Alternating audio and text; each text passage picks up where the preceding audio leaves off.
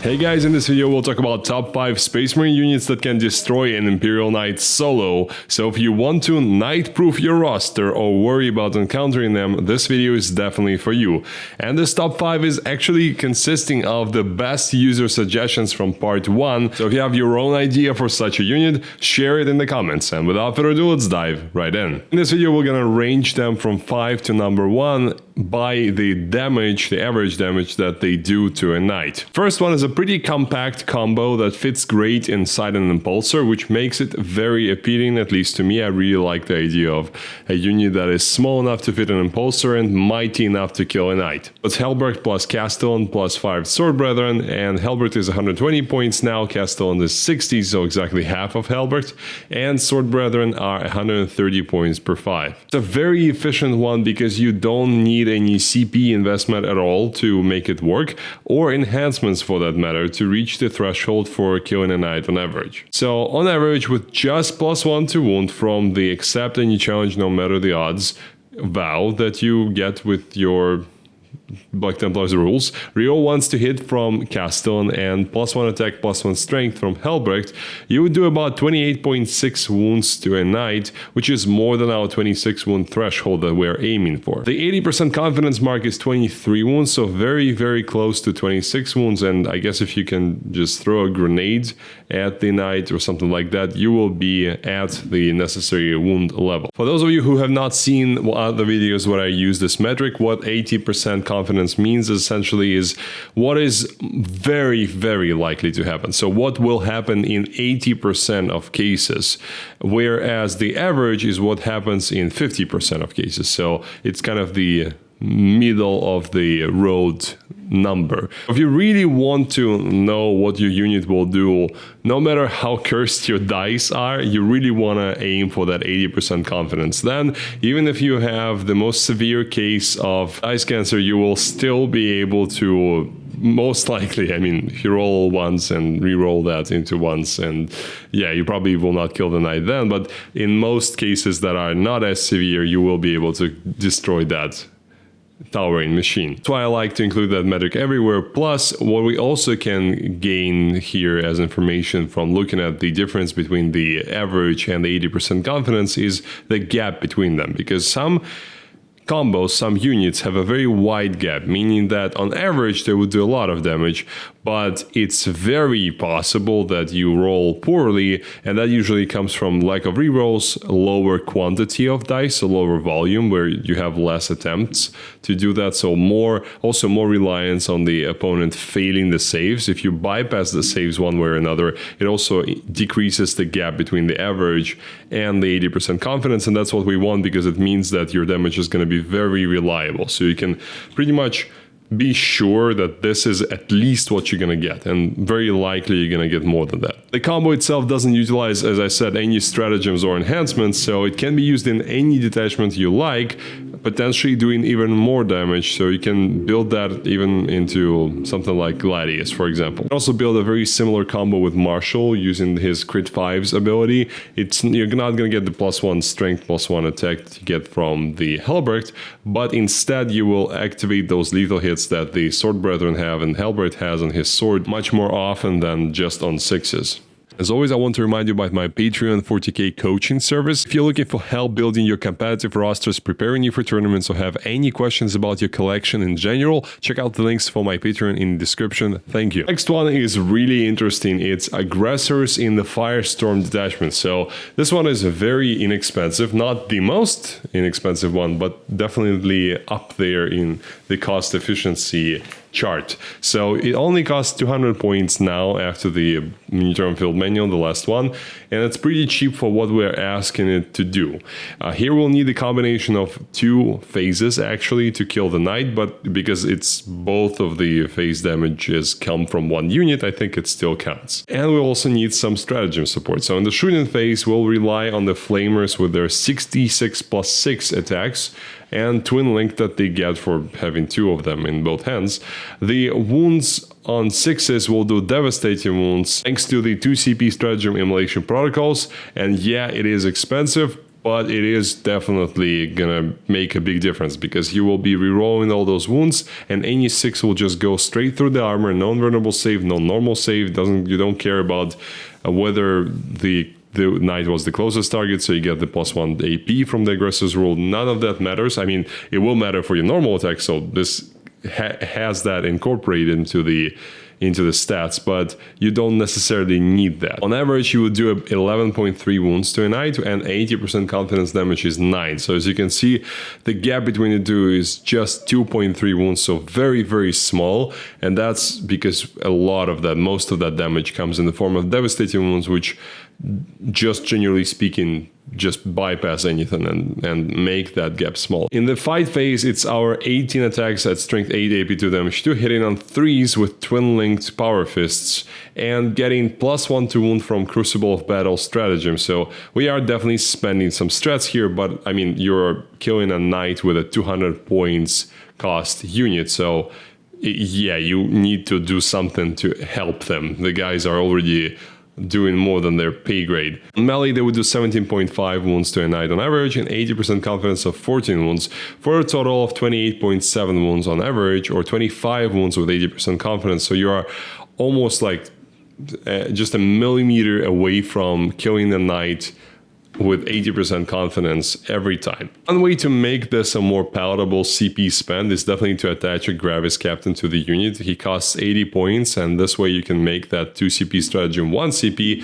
It'll also give you a few more attacks, so a few more wounds on the knight, so you can get over that 26 wound threshold, even at the 80% confidence range, and this unit would still fit inside a Redeemer. I mean, you can fit it inside a Repulsor, but because these guys are only move 5, you really want that extra movement ability to reach the opposing knight before it reaches you. So that would be very useful. Plus, I cannot imagine a better looking combo than a Redeemer with all his flamers and a bunch of flaming aggressors. It's beautiful in my opinion. Next is Assault Centurions plus Liberator Assault Group. So remember I promised you a very cheap unit? This is that. So 150 points for a unit of 3 of these chunky boys, and yes, it will be enough to kill a knight.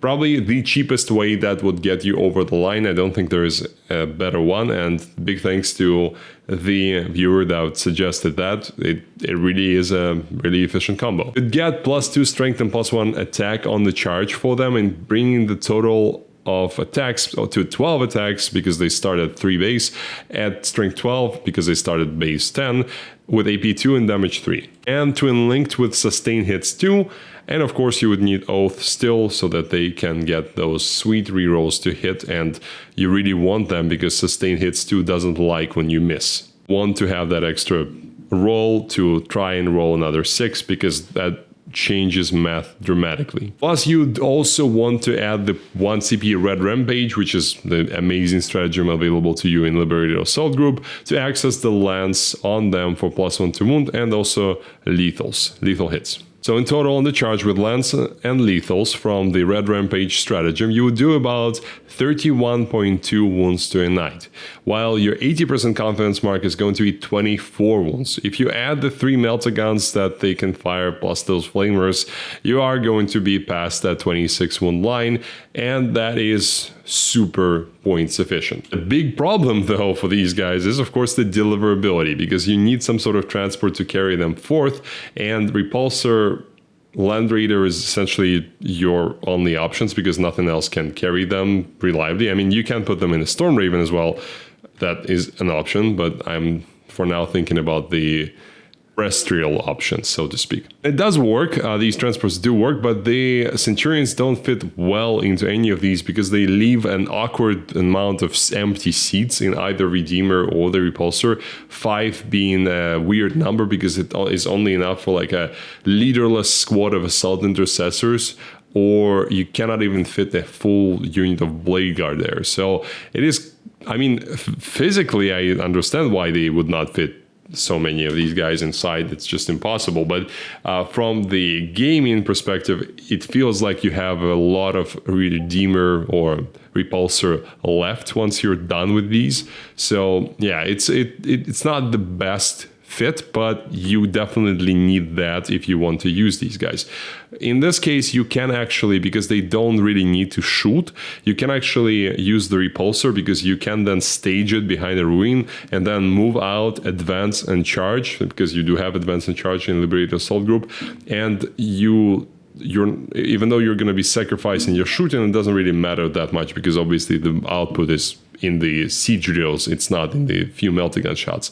That's the difference between them and the aggressors, because the aggressors actually want to be able to fire, and for some reason, even though it really looks like they should be able to move, run and shoot, they cannot. They don't have assault. If they have advance and charge, that is. They do have assault in Firestorm, but in Firestorm you cannot advance and charge, so you can either choose one phase or the other, and that's kind of the problem, if you still want the immolation protocols, that is. Anyways, that is just a small drawback of this combination. It's not really making it bad. It's just something that you should keep in mind, that you will not be able to utilize that space inside the Land Raider as effectively as you probably would like. But you definitely kill a knight for cheap, that's for sure. Next is another Blood Angels combo, Astorath plus Death Company with Jump Axe, 10 of these guys. So Astorath is 95 points and 10-man Death Company with Jump Axe are 230 points after the relatively recent price drop, so total of 325 for the whole package. And it's the fastest combo we've seen so far today, because it's a 12-inch moving squad and they have the advance and charge capability easily accessible,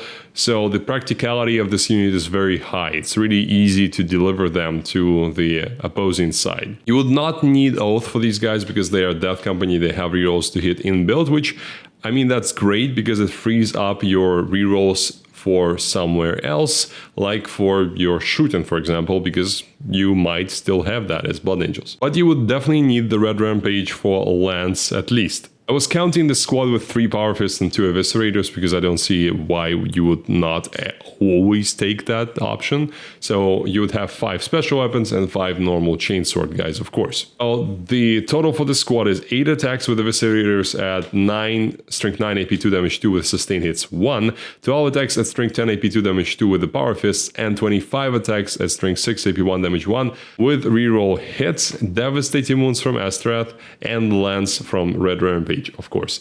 Plus, you would get the 7 attacks at strength 9, AP 3, damage 2 from Astorath himself. It's Executioner Axe. So on the charge, this package does 28 wounds on average to a knight, or 23 wounds with 80% confidence. If you activate both lance and lethal hits, parts of the Red Rampage stratagem, by battle shocking your guys, which, I mean, at some point you might not even care about that.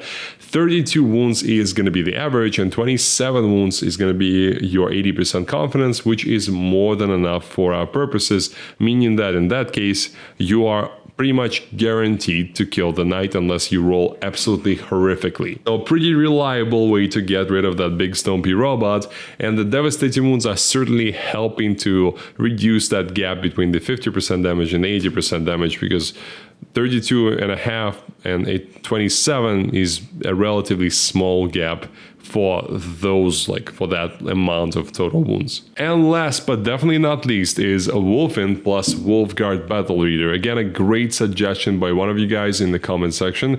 Wulfen are 200 points for 10 and Wolfguard Battle Leader is 80 points more with the Wolf Touch enhancement. So he actually costs 65, but you would need to pay 15 for the Wolf Touch so he can lead the Wulfen. Would need to run them in Beast Slayer detachment from the Space Wolves Codex, of course, so you get access to this detachment and get access to the enhancement. So no Gladius available for this one, unfortunately. Anyways, what you get is 20 attacks at strength 5, AP 2, damage 3 with anti-monster, anti-vehicle 3+. You'll also get sustained hits 1 from Wolfguard Battle Leader, as well as real ones to hit.